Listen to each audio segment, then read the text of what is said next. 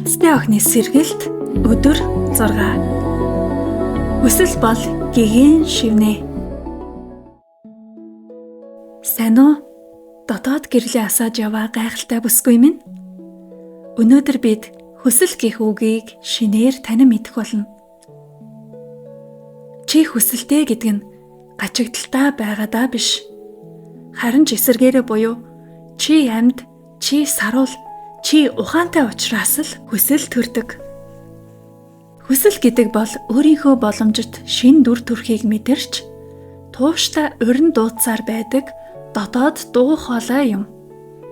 Харамсалтай нь ихэнх хүмүүс хүсэлтэй болохоосоо ичдэг. Хит их юм хүсчих вэ? Үүнд би тохирохгүй ч юм билүү? Өөрийгөө тоох нь тийм ч сайхан зүйл биш. Гэвч үнэн нь чиний хамгийн гүн гүнзгий хүсэл нь зүгээр нэг шунал биш. Харин чиний зам мөрийг гэрэлтүүлэгч од юм. Өнөөдөр би чамд сануулж байна. Чи хүсэж болно. Чи илүү сайхныг мөрөөдөж болно. Чи энэ бүгдийг хүртэхэд зориулагдсан.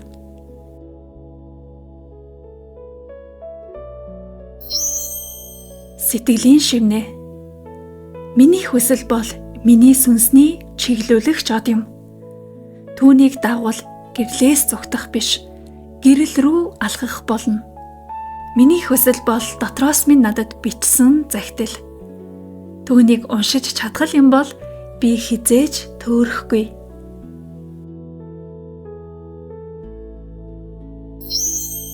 Өнөөдрийн тэмдэглэлийн дасгал.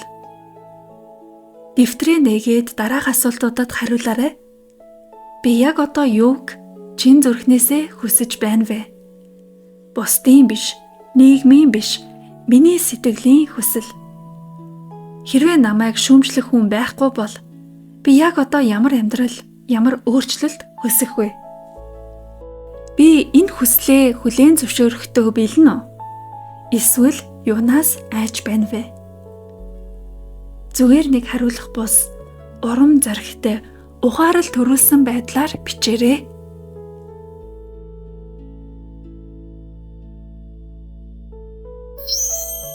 Санах нь хүсэл гэдэг бол зам мөрийн эхлэл. Чи юуг хүснэ тийшээ алхаж эхэлдэг. Өөрийгөө голж багасгах сэтгэлгээнд цэг тавих цаг болсон. Хүсэлтэйгээ эвлэрсэн эмэгтэй л амьдралынхаа амжилтын хаалгыг өөрийн гараар нээж чаддаг.